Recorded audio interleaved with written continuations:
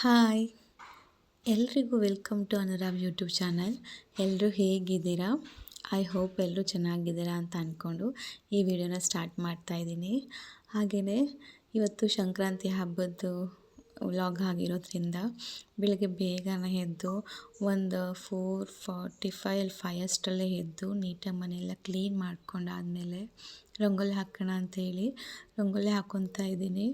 ಹಾಗೆ ಇವತ್ತು ಹಬ್ಬ ಆಗಿರೋದ್ರಿಂದ ಅದಕ್ಕೆ ಸಿಮಿಲರ್ ಆಗಿ ಏನಾದರೂ ಒಂದು ರಂಗೋಲಿ ಬಿಡೋಣ ಅಂತ ಹೇಳಿ ನೋಡಿಕೊಂಡು ಯೂಟ್ಯೂಬಲ್ಲಿ ಬಿಡ್ತಾ ಇರೋದು. ತುಂಬ ಅಂದರೆ ತುಂಬಾ ಚೆನ್ನಾಗಿ ಬಂತು. ನಾನೆಲ್ಲೂ ಬೇರೆ ಕಡೆ ಫಸ್ಟು ಬಿಟ್ಕೊಂಡಾಗಿರಲಿ ಮತ್ತೊಂದಾಗಿರಲಿ ಮಾಡೋಕ್ಕೆ ಟೈಮೇ ಆಗಿರಲಿಲ್ಲ. ಡೈರೆಕ್ಟ್ ಫೋನಲ್ಲಿ ನೋಡಿಕೊಂಡೇ ಬಿಡೋದ್ರಿಂದ ತುಂಬ ಚೆನ್ನಾಗೇ ಬಂತು ಅಂತಲೇ ಹೇಳ್ಬೋದು.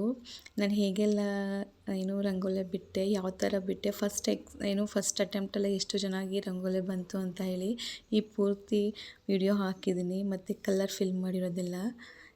ಈ ರಂಗೋಲಿ ನಿಮ್ಗೆ ಇಷ್ಟ ಆದರೆ ಪ್ಲೀಸ್ ನನಗೆ ಕಮೆಂಟ್ ಮುಖಾಂತರ ತಿಳಿಸಿ. ಹಾಗೆಯೇ ಯಾರೆಲ್ಲ ನನ್ನ ವೀಡಿಯೋ ನೋಡ್ತಿದ್ದೀರಾ ಪ್ಲೀಸ್ ನನ್ನ ಚಾನಲ್ನ ಸಬ್ಸ್ಕ್ರೈಬ್ ಮಾಡ್ಕೊಂಡು ನೋಡಿ. ಹಾಗೆ ನಾನು ನೆಕ್ಸ್ಟು ಮುಂದೆ ಬರುವಂಥ ವೀಡಿಯೋನ ಇನ್ನಷ್ಟು ವಿಭಿನ್ನವಾಗಿ ಮಾಡೋಕ್ಕೆ ಪ್ರಯತ್ನ ಪಡ್ತೀನಿ. ನನ್ನ ವೀಡಿಯೋಗೆ ಸಪೋರ್ಟ್ ಮಾಡ್ತಾಯಿರಿ. ಹಾಗೆ ಇಷ್ಟ ಆದಲ್ಲಿ ಲೈಕ್ ಮಾಡಿ, ಕಮೆಂಟ್ ಮಾಡಿ, ಶೇರ್ ಮಾಡಿ.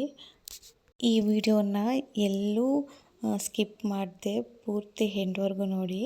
ಹಾಗೆ ನಾನು ಫಸ್ಟ್ ಟೈಮ್ ಯಾವುದೇ ಥರ ರಂಗೋಲಿ ಬಿಡಬೇಕಾದ್ರೂ ಫಸ್ಟು ಒಂದು ಪೇಪರಲ್ಲಿ ಬಿಟ್ಕೊಂಡು ಆಮೇಲೆ ಡೈರೆಕ್ಟಾಗಿ ಬಂದು ಇಲ್ಲಿ ಬಿಡ್ತಾಯಿದ್ದೆ. ಬಟ್ ಈ ಸತಿ ಏನಂತಂದರೆ ಟೈಮ್ ಇರಲಿಲ್ಲ, ಎಲ್ಲ ಕೆಲಸ ಮಾಡಿ ಅಷ್ಟರಲ್ಲಿ ಏನಾದರೂ ಮಾಡಿಬಿಡೋಣ ಅಂತ ಹೇಳಿ ಯೂಟ್ಯೂಬಲ್ಲಿ ನೋಡ್ಕೊಂಡು ಬಿಟ್ಟೆ. ಆದರೆ ನಾನು ಅಂದ್ಕೊಂಡಿರೋಕ್ಕಿಂತ ಎಕ್ಸ್ಪೆಕ್ಟೇಷನ್ಗಿಂತ ತುಂಬ ಅಂದರೆ ತುಂಬಾ ಚೆನ್ನಾಗಿ ಬಂತು.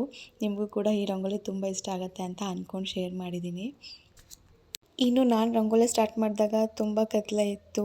ನಾನು ಫಿನಿಷ್ ಮಾಡೋಷ್ಟರಲ್ಲಿ 7:30 ಆಗೋಯ್ತು ಅಂತಲೇ ಹೇಳ್ಬೋದು. ನಾನು ಸ್ವಲ್ಪ ಸ್ಲೋ ಎಲ್ಲ ಬಿಡೋದ್ರಲ್ಲಿ, ಅದಕ್ಕೆ ತುಂಬ ಟೈಮ್ ತೊಗೊಂಡೆ ಅಂತ ಅನ್ಕೋತೀನಿ. ಅಣ್ಣನೂ ಅಂತ ಇದೆ ಇಷ್ಟು ಬಿಡೋಕ್ಕೆ ಅಷ್ಟೊಂದು ಟೈಮ್ ತೊಗೊಂಡ ಅಂತ. ಬಟ್ ಫೈನಲಿ ತುಂಬ ಚೆನ್ನಾಗಿ ಬಂತಂತ ಹೇಳಿ ಖುಷಿ ಆಯಿತು. ಹಾಗೆ ತುಳಸಿ ಗಿಡದ ಹತ್ರ ತುಂಬ ಚಿಕ್ಕದೊಂದು ರಂಗೋಲಿ ಬಿಟ್ಕೊಂಡೆ. ಇನ್ನು ಬೆಳಗ್ಗೆ ಎಲ್ಲ ಕೆಲಸ ಮುಗಿದ್ಮೇಲೆ ಪೂಜೆ ಮುಗಿಸ್ಕೊಳ್ಳೋಣ 9:30 ಅಷ್ಟರಲ್ಲಿ ಟೈಮ್ ಇತ್ತಲ್ಲ ಅಂತ ಹೇಳಿ ಪೂಜೆನೂ ಮುಗಿಸ್ಕೊತಾ ಇದ್ದೆ.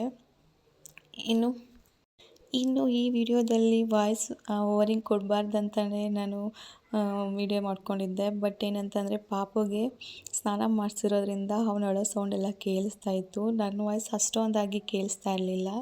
ಹಾಗಾಗಿ ವಾಯ್ಸ್ ಓವರಿಂಗ್ ಕೊಡೋಣ ಅಂತ ಹೇಳಿ ವಾಯ್ಸ್ ಓವರ್ ಕೊಡ್ತಾಯಿದ್ದೀನಿ. ಹಾಗೆ ಈ ವಿಡಿಯೋದಲ್ಲಿ ಏನಂತ ಹೇಳಿದ್ದೀನಿ ಅಂತ ಹೇಳಿದ್ರೆ ಹಬ್ಬಕ್ಕೆ ಎಲ್ಲರಿಗೂ ವಿಶ್ ಮಾಡಿರೋದು. ಬಟ್ ಅದೇ ಮ್ಯೂಟ್ ಮಾಡಬೇಕಾಯ್ತಲ್ಲ ಅಂತ ತುಂಬ ಬೇಜಾರಾಯಿತು.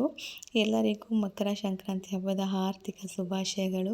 ಎಳ್ಳು ಬೆಲ್ಲ ತಿಂದು ಒಳ್ಳೇದು ಮಾತಾಡಿ ಎಲ್ಲರಿಗೂ ಈ ವರ್ಷದಲ್ಲಿ ಏನೆಲ್ಲ ಅಂದ್ಕೊಂಡಿರ್ತೀರ ಅದೆಲ್ಲವೂ ಒಳ್ಳೆ ರೀತಿಯಲ್ಲಿ ಆಗಲಿ ಅಂತ ದೇವ್ರ ಹತ್ರ ಬೇಡಿಕೊಂಡು ನಾನು ಈ ವಿಡಿಯೋನ ಸ್ಟಾರ್ಟ್ ಮಾಡ್ತಾಯಿದ್ದೀನಿ. ಹಾಗೆ ಇವಾಗ ಕುಕ್ಕಿಂಗ್ ವೀಡಿಯೋನು ಕೂಡ ಶೇರ್ ಮಾಡ್ತೀನಿ. ಇನ್ನು ಮತ್ತೆ ಪಾಪು ಅಳ್ತಿರೋದು ಕಂಟಿನ್ಯೂಟಿ ಇರೋದ್ರಿಂದ ಇಲ್ಲೂ ಕೂಡ ನಾನು ವಾಯ್ಸ್ ಓವರಿಂಗ್ ಕೊಟ್ಕೊತಾ ಇದ್ದೀನಿ. ಇನ್ನು ಹಬ್ಬದ ಸ್ಪೆಷಲ್ ಏನಂತ ಹೇಳಿದ್ರೆ ಸಿಹಿ ಪೊಂಗಲ್ ಮತ್ತು ಖಾರ ಪೊಂಗಲ್ ಮಾಡೋಣ ಅಂತ ಹೇಳಿ ಈ ಡಿಶ್ನ ಶೇರ್ ಮಾಡೋಣ ಅಂತೇಳಿ ಈ ರೆಸಿಪಿನ ಇಲ್ಲಿ ಶೇರ್ ಮಾಡ್ತಾಯಿದ್ದೀನಿ. ಇನ್ನು 1 ಗ್ಲಾಸ್ ಆಗೋಷ್ಟು ಅಕ್ಕಿ ತೊಗೊಂಡಿದ್ದೀನಿ. 3/4 ಗ್ಲಾಸ್ ಆಗೋಷ್ಟು ಬೇಳೆ ತೊಗೊಂಡು ಅದನ್ನು ತೊಳೆದಿಟ್ಕೊತಾ ಇದ್ದೀನಿ. ಇನ್ನು ಒಂದು ದೊಡ್ಡ ಕುಕ್ಕರಲ್ಲಿ ನೀಟಾಗಿ ಅದನ್ನು ನೀರು ಹಾಕ್ಕೊಂಡು ಬೇಯಿಸ್ಕೊಬೇಕು. ಇಲ್ಲಾಂದರೆ ಒಂದು 3 to 4 ವಿಷಲ್ ಕೂಗಿಸ್ಕೊಬೇಕು. ನೀರಿಗೆ ಎಲ್ಲ ತೊಳೆದು ಅದು ಹಾಕ್ಕೊಂಡು ಸ್ವಲ್ಪ 1 ಸ್ಪೂನ್ ಆಗುವಷ್ಟು ತುಪ್ಪ ಹಾಕ್ಕೊಂಡು ಕ್ಲೋಸ್ ಮಾಡ್ತಾಯಿದ್ದೀನಿ. 3 ವಿಷಲ್ ಬರ್ಸ್ಕೊಂಡ್ರೆ ಸಾಕು, ನೀಟಾಗಿ ಬೆಂದೋಗುತ್ತೆ. ಇನ್ನು ಪಕ್ಕದ ಕುಕ್ಕರಲ್ಲೂ ಕೂಡ ಗೆಣಸೆಲ್ಲ ಇತ್ತಲ್ಲ, ಇನ್ನು ಹಬ್ಬ ಸ್ಪೆಷಲ್ ಗೆಣಸು ಮತ್ತು ಕಡಲೆಕಾಯಿ ಇದನ್ನೆಲ್ಲ ಬೇಯಿಸೋಣ ಅಂತೇಳಿ ಇನ್ನೊಂದು ಕುಕ್ಕರಿಗೆ ಸ್ವಲ್ಪ ನೀರು ಹಾಕಿ ಸ್ವಲ್ಪ ಗೆಣಸು ಕೂಡ ಹಾಕ್ಕೊಂಡು ಬೇಯಿಸ್ಕೊಳ್ಳೋಣ ಅಂತೇಳಿ ಹಾಕ್ಕೊತಾ ಇದ್ದೀನಿ. ಇನ್ನು ಗೆಣಸು ಮೇಲೆ ಸ್ವಲ್ಪ ಬೆಲ್ಲದ ಪುಡಿ ಮತ್ತು ಸ್ವಲ್ಪ ಉಪ್ಪು ಹಾಕಿ ಬೇಯಿಸ್ಕೊಂಡ್ರೆ ತಿನ್ನೋಕ್ಕೆ ತುಂಬ ಟೇಸ್ಟ್ ಇರುತ್ತೆ ಅಂತಲೇ ಹೇಳ್ಬೋದು. ಇನ್ನು ಒಂದು ಕುಕ್ಕರಲ್ಲಿ ಗೆಣಸಾಯಿತು ಮತ್ತು ಇನ್ನೊಂದು ಕುಕ್ಕರಲ್ಲಿ ಕಡಲೆಕಾಯಿನೂ ಬೇಯಿಸ್ಕೊಂಬಿಡೋಣ ಅಂತ ಹೇಳಿ ಕಡಲೆಕಾಯಿಗೆ ಸ್ವಲ್ಪ ಉಪ್ಪು ಹಾಕಿ ಬೇಯಿಸ್ಕೊತಾ ಇದ್ದೀನಿ. ಇನ್ನು ನೀವು ನೋಡ್ತಿರ್ಬೋದು ಅಕ್ಕಿ ಮತ್ತು ಬೇಳೆ ಹಾಕಿ ಹೆಸರು ಬೇಳೆ ಹಾಕಿ ಕೂಗಿಸಿರೋದ್ರಿಂದ ತುಂಬ ಅಂದರೆ ತುಂಬ ಚೆನ್ನಾಗಿ ಬೆಂದಿತ್ತು ಅಂತಲೇ ಹೇಳ್ಬೋದು. ಇದೇ ಥರ ಇದ್ದರೆ ತಿನ್ನೋಕ್ಕೂ ಕೂಡ ಚೆನ್ನಾಗಿರುತ್ತೆ, ಒಂದೊಳ್ಳೆ ಟೇಸ್ಟ್ ಬರುತ್ತೆ ಅಂತಲೇ ಹೇಳ್ಬೋದು. ಇನ್ನು ನಾನು ಸ್ಟವ್ ಮೇಲೆ ಒಂದು ಪ್ಯಾನ್ ಇಟ್ಕೊಂಡು ಒಂದು 2 ಟೇಬಲ್ ಸ್ಪೂನ್ ಆಗೋಷ್ಟು ತುಪ್ಪ ಹಾಕ್ಕೊಂಡು ತುಪ್ಪ ಬಿಸಿ ಆದಮೇಲೆ ಸ್ವಲ್ಪ ಸಾಸಿವೆ ಮತ್ತು 1 ಟೇಬಲ್ ಸ್ಪೂನ್ ಆಗೋಷ್ಟು ಜೀರಿಗೆ, ಇನ್ನೊಂದು ಟೇಬಲ್ ಸ್ಪೂನ್ ಆಗೋಷ್ಟು ಮೆಣಸು ಹಾಕ್ಕೊಂಡು ನೀಟಾಗಿ ಫ್ರೈ ಮಾಡ್ಕೊತಾ ಇದ್ದೀನಿ. ಇದ್ರ ನಂತರ ಬೆಳ್ಳುಳ್ಳಿ, ಜಜ್ಜಿರೋ ಬೆಳ್ಳುಳ್ಳಿ ಮತ್ತು 3 ಹಸಿಮೆಣಸಿಕಾಯಿ ಮತ್ತು ಕರ್ಬೇವಿನ ಸೊಪ್ಪು ಇಷ್ಟನ್ನು ಆ್ಯಡ್ ಮಾಡಿಕೊಂಡು ನೀಟಾಗಿ ಮಿಕ್ಸ್ ಮಾಡ್ಕೊತಾ ಇದ್ದೀನಿ. ಇಷ್ಟೇ ಸಾಕು ಒಗ್ಗರಣೆಗೆ.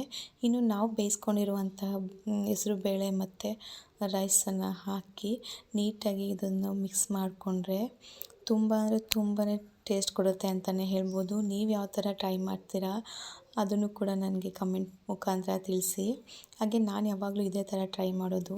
ನೀಟಾಗಿ ಅದನ್ನು ಮಿಕ್ಸ್ ಮಾಡಿಕೊಂಡು ಲಾಸ್ಟಲ್ಲಿ ಸ್ವಲ್ಪ 1 ಟೇಬಲ್ ಸ್ಪೂನ್ ಆಗೋಷ್ಟು ಅರಿಶಿಣದ ಪುಡಿ ಹಾಕ್ಕೊಂಡು ಕಲರಿಗೆ ಮಿಕ್ಸ್ ಮಾಡ್ಕೊತಾ ಇದ್ದೀನಿ. ಈ ಹಬ್ಬದಲ್ಲಿ ಚಿಚಿಡಿ ರೈಸ್ ಮತ್ತು ಪೊಂಗಲ್ಲೆ ತುಂಬ ಫೇಮಸ್ ಅಂತಲೇ ಹೇಳ್ಬೋದು. ಇನ್ನು ಲಾಸ್ಟಲ್ಲಿ ಇದು ಬೆಂದಾದಮೇಲೆ ಒಂದು ಸ್ವಲ್ಪ ಕಾಯಿ ತುರಿನ ಆ್ಯಡ್ ಮಾಡ್ಕೊತಾ ಇದ್ದೀನಿ. ಜೊತೆಗೆ ಕೊತ್ತಂಬರಿ ಸೊಪ್ಪನ್ನು ಕೂಡ ಲಾಸ್ಟಲ್ಲಿ ಆ್ಯಡ್ ಮಾಡ್ಕೊತಾ ಇದ್ದೀನಿ. ಇಷ್ಟೆಲ್ಲ ಹಾಕ್ಕೊಂಡ್ರೆ ಪೊಂಗಲ್ ರೆಡಿ ಅಂತಲೇ ಹೇಳ್ಬೋದು. ಒಳ್ಳೆ ಟೇಸ್ಟ್ ಬಂತು ಅಂತಲೇ ಹೇಳ್ಬೋದು. ಇನ್ನು ಇದು ರೆಡಿ ಆದಮೇಲೆ ಸಿಹಿ ಪೊಂಗಲಿಗೆ ರೆಡಿ ಮಾಡ್ಕೊಳ್ಳೋಣ ಅಂತ ಹೇಳಿ ಒಂದು ಪಾತ್ರೆಗೆ 1 ಕಪ್ ಆಗೋಷ್ಟು ಸಕ್ಕರೆಗೆ 1.5 ಕಪ್ ಆಗೋಷ್ಟು ನೀರು ಹಾಕ್ಕೊಂಡು ನೀಟಾಗಿ ಕುದಿಸ್ಕೊತಾ ಇದ್ದೀನಿ. ಇನ್ನು ಸೈಡಲ್ಲಿ ಒಂದು ಪ್ಯಾನಲ್ಲಿಗೆ ಕಾಯ್ಸೋಕ್ಕಿಟ್ಟು 2 ಟೇಬಲ್ ಸ್ಪೂನ್ ಆಗೋಷ್ಟು ತುಪ್ಪ ಹಾಕ್ಕೊಂಡು ಅದು ಕಾದ ನಂತರ ದ್ರಾಕ್ಷಿ ಗೋಡಂಬಿ ಕೂಡ ಆ್ಯಡ್ ಮಾಡ್ಕೊತಾ ಇದ್ದೀನಿ.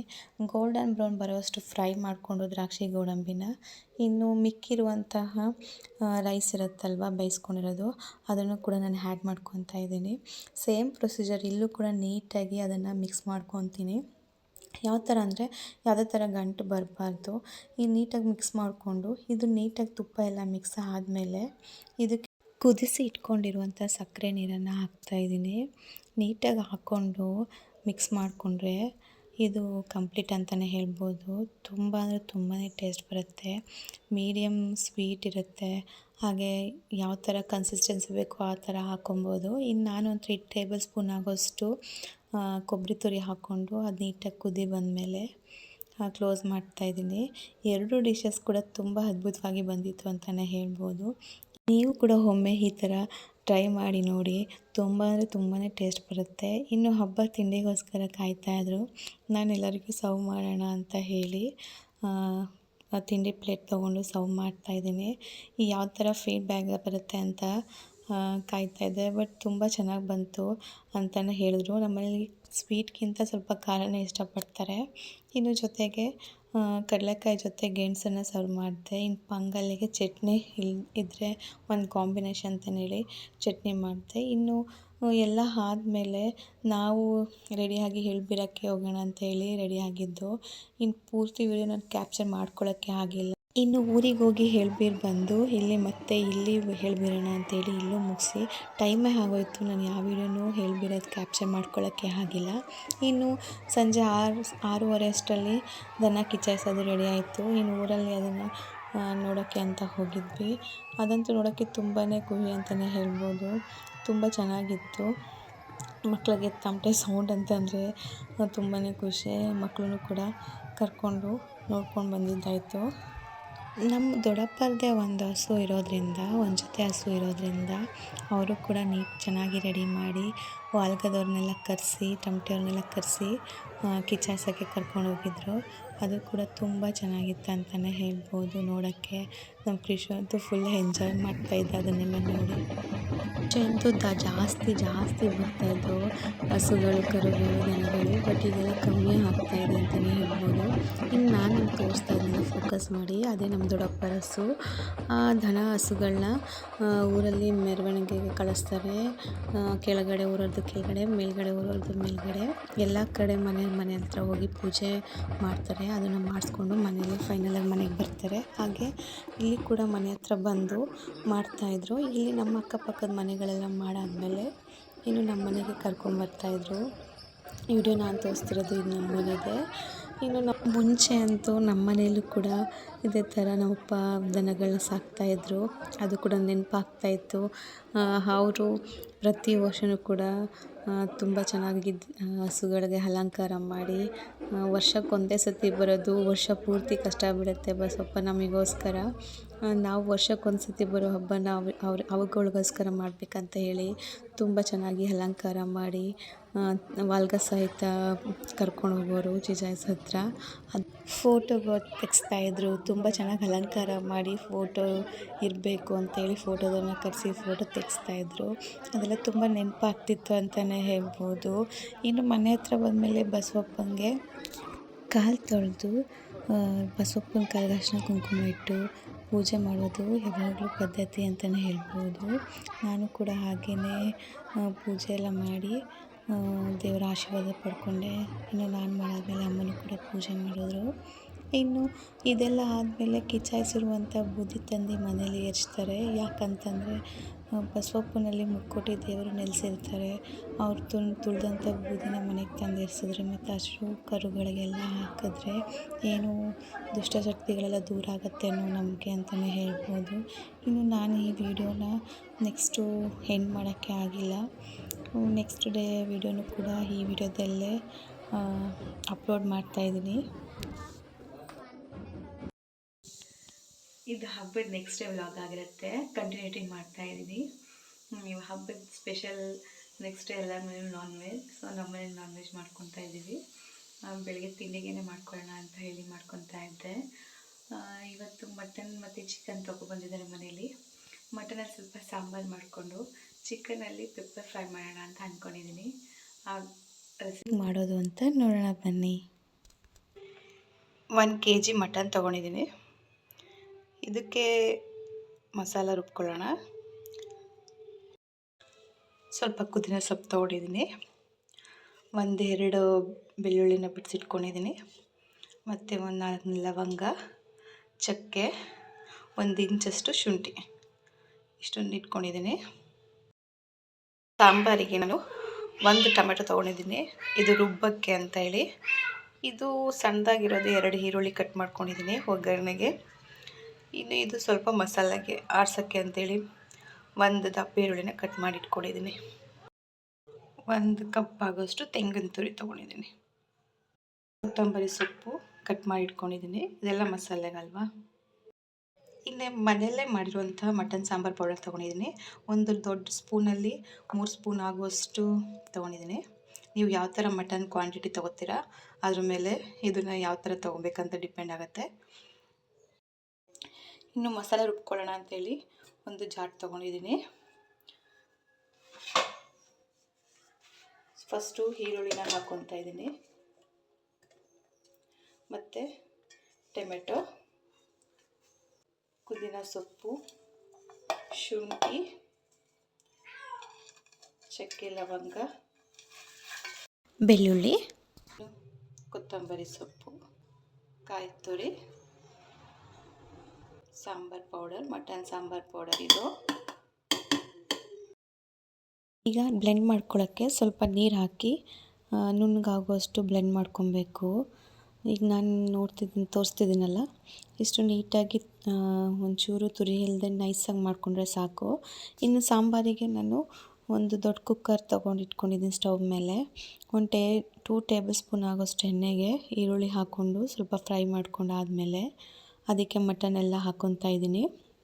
ಕೆಲವರು ಫಸ್ಟೇ ಮಟನ್ ಕುಗ್ಸ್ಕೊಂಡು ಸಾಂಬಾರು ಆಮೇಲೆ ಮಸಾಲೆ ಎಲ್ಲ ಆ್ಯಡ್ ಮಾಡ್ತಾರೆ, ನೀಟಾಗಿ ಬೇಯುತ್ತೆ ಅಂತ. ಇದು ಸ್ವಲ್ಪ ಮಟನ್ ಏನು ಅಷ್ಟೊಂದು ಇದಾಗಿಲ್ಲದೆ ಇರೋದ್ರಿಂದ ಅಮ್ಮ ಇಲ್ಲ ಹೇಳಿಸಿದ್ದೆ ಮಾಡು ಅಂತ ಹೇಳಿದ್ರು. ನಾನು ಒಟ್ಟಿಗೆ ಮಾಡ್ಕೊತಾ ಇದ್ದೀನಿ. 1 ಟೇಬಲ್ ಸ್ಪೂನ್ ಆಗೋಷ್ಟು ಅರಿಶಿನ ಮತ್ತು 1 ಟೇಬಲ್ ಸ್ಪೂನ್ ಆಗೋಷ್ಟು ದಪ್ಪ ಉಪ್ಪು ಹಾಕ್ಕೊಂಡು ಅದನ್ನು ನೀಟಾಗಿ ಮಿಕ್ಸ್ ಮಾಡ್ಕೊತಾ ಇದ್ದೀನಿ.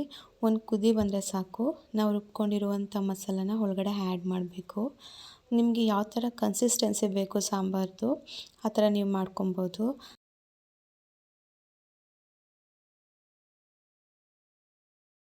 ನನಗೆ ಮೀಡಿಯಮ್ ಸೈಜಲ್ಲಿ ಸಾಂಬಾರು ಮೀಡಿಯಮ್ ಲೆವೆಲಾಗಿದ್ದರೆ ಸಾಕು. ಸ್ವಲ್ಪ ಗಟ್ಟಿನೂ ಇರಬಾರ್ದು, ತೆಳುನೂ ಇರಬಾರ್ದು. ಆ ಥರ ನಾನು ಇಷ್ಟಪಡ್ತೀನಿ. ಹಾಗೆ ಮನೇಲೂ ಕೂಡ ಎಲ್ಲ ಅದೇ ಥರ ಇಷ್ಟಪಡೋದ್ರಿಂದ ನಾನು ತೆಳುನೂ ಇರಬಾರ್ದು, ಗಟ್ಟಿನೂ ಇರಬಾರ್ದು, ಆ ಥರ ನಾನು ಮಾಡ್ಕೊತೀನಿ ಒಂದು ಮಿಡ್ಲಲ್ಲಿ ನೋಡಿಕೊಂಡು. ಇನ್ನು ಕರೆಕ್ಟಾಗಿರೋದ್ರಿಂದ ನಾನು ಕುಕ್ಕರ್ನ ಕ್ಲೋಸ್ ಮಾಡಿ ಬರ್ಸ್ಕೊಂಡು ಕುಕ್ಕರ್ನ ಕ್ಲೋಸ್ ಮಾಡಿ ಒಂದು 3 to ಇಲ್ಲ 4 ವಿಷಲ್ ಬರ್ಸ್ಕೊತೀನಿ. ಇನ್ನು ನೆಕ್ಸ್ಟು ಚಿಕನಿಗೆ ರೆಡಿ ಮಾಡ್ಕೊಳ್ಳೋಣ ಅಂತ ಹೇಳಿ ಒಂದು ಸ್ಟವ್ ಮೇಲೆ ಪ್ಯಾನಲ್ಲಿ ಇಟ್ಕೊಂಡು ಅದಕ್ಕೆ ಒಂದು 3 ಟೇಬಲ್ ಸ್ಪೂನ್ ಆಗೋಷ್ಟು ಆಯಿಲ್ ಹಾಕ್ಕೊತಾ ಇದ್ದೀನಿ.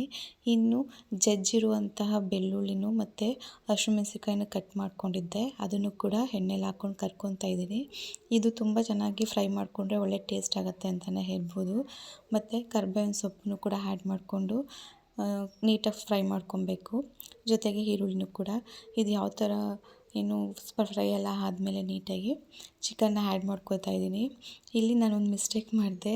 ಏನಂತ ಹೇಳಿ ಒಂದು ಪ್ಯಾನಲ್ಗೆ ಹಾಕ್ಕೊಂಡಿರೋದ್ರಿಂದ 1.5 ಚಿಕನ್ ಸ್ವಲ್ಪ ಜಾಸ್ತಿನೇ ಆಗುತ್ತೆ. ಬಟ್ ಏನಂತ ಹೇಳಿದ್ರೆ ಇದು ಬೇಯ್ತಾ ಮಟನ್ ಕಮ್ಮಿ ಆಗ್ತಾ ಇರುತ್ತಲ್ವ, ಅವಾಗ ಸರಿ ಹೋಗುತ್ತೆ. ಬಟ್ ಈಗ ಹೆವಿ ಅಂತ ಅನಿಸ್ಬೋದು. ನಾನು ಇದಕ್ಕೆ ಒಂದು ಹಾಫ್ ಟೇಬಲ್ ಸ್ಪೂನ್ ಆಗೋಷ್ಟು ಅರಿಶಿನ ಮತ್ತು 1 ಟೇಬಲ್ ಸ್ಪೂನ್ ಆಗೋಷ್ಟು ಸಾಲ್ಟೆಲ್ಲ ಹಾಕ್ಕೊಂಡು ನೀಟಾಗಿ ಕುದಿ ಬರ್ಸ್ಕೊತಾ ಇದ್ದೀನಿ. ಚೆನ್ನಾಗಿ ಬೇಯಬೇಕು. ನೀವು ನೋಡ್ತಿದ್ದೀರಾ ಎಷ್ಟು ಮಟನ್ ಇತ್ತು, ಎಷ್ಟು ಕಮ್ಮಿ ಆಗ್ತಿದೆ ಅಂತೇಳಿ. ಇನ್ನು ಒಂದು 2 ಟೇಬಲ್ ಸ್ಪೂನ್ ಆಗೋಷ್ಟು ಜಿಂಜರ್ ಗಾರ್ಲಿಕ್ ಪೇಸ್ಟ್ ಹಾಕ್ಕೊತಾ ಇದ್ದೀನಿ. ಅದು ಕೂಡ ನೀಟಾಗಿ ಮಿಕ್ಸ್ ಮಾಡ್ಕೊಂಡು ಆದಮೇಲೆ ಒಂದು 2 to 3 ಟೇಬಲ್ ಸ್ಪೂನ್ ಆಗೋಷ್ಟು ಪೆಪ್ಪರ್ ಪೌಡ್ರ್ ಹಾಕ್ಕೊತಾ ಇದ್ದೀನಿ. ಮೇಯ್ನ್ ಇಂಗ್ರೀಡಿಯೆಂಟ್ಸ್ ಇಲ್ಲ, ಮೇಯ್ನ್ ಇದಂತಲೇ ಹೇಳ್ಬೋದು. ಇದನ್ನ ನೀಟಾಗಿ ಮಿಕ್ಸ್ ಮಾಡ್ಕೊಬೇಕು. ಫ್ರೈ ಎಲ್ಲ ಆದಮೇಲೆ ಕರೆಕ್ಟಾಗಿ ಅದು ಪ್ಯಾನಲ್ಲಿ ಎಷ್ಟಿದೆ ಅಷ್ಟು ಬರುತ್ತೆ. ನೀಟಾಗಿ ಫ್ರೈ ಮಾಡ್ಕೊಬೇಕು. ಈಗ ನೋಡಿ ನಾನು ನೀರೆಲ್ಲ ಎಷ್ಟು ಸುಂಡ ಆದಮೇಲೆ ಆಯಿಲ್ ಎಲ್ಲ ಕಂಟೆಂಟ್ ಬಿಡೋ ಥರ ಆಗೋವರೆಗೂ ನೀಟಾಗಿ ಮಿಕ್ಸ್ ಮಾಡಿಕೊಂಡು ಬೇಯಿಸ್ಕೊಂಡಿದ್ದೀನಿ. ಇನ್ನು ಲಾಸ್ಟಲ್ಲಿ ಕೊತ್ತಂಬರಿ ಸೊಪ್ಪೆಲ್ಲ ಹಾಕಿ ಪೆಪ್ಪರ್ ಫ್ರೈ ರೆಡಿ ಅಂತಲೇ ಹೇಳ್ಬೋದು. ಇನ್ನು